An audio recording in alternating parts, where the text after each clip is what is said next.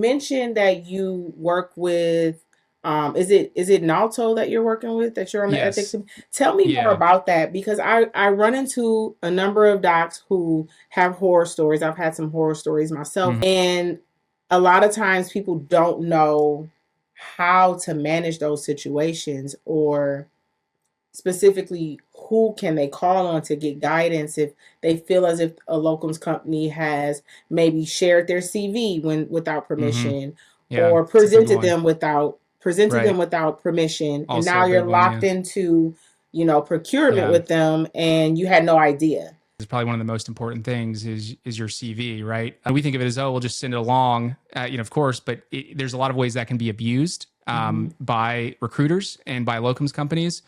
So what NALTO is the National Association of Locum Tenens Organizations, and it was founded, I think, about 15 or 20 years ago by actually some of the larger companies at the time.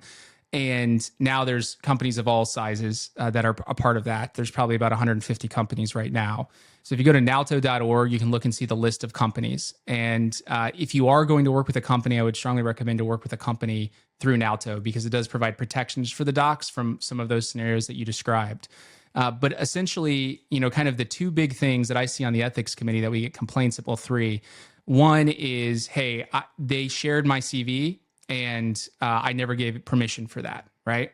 And why that's bad is because if there's something called name clear, and so if, especially on these VMSs, it's a big issue.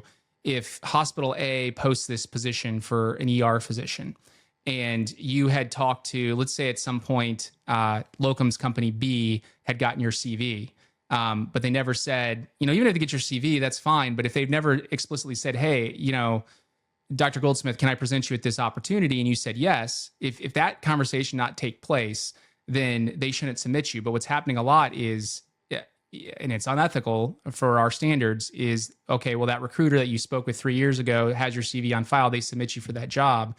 And then what happens, let's say even you reach out to the hospital, want a direct contract, or you find another locums company, you want to work through us, and we submit your name, and we've gotten explicit permission to do that.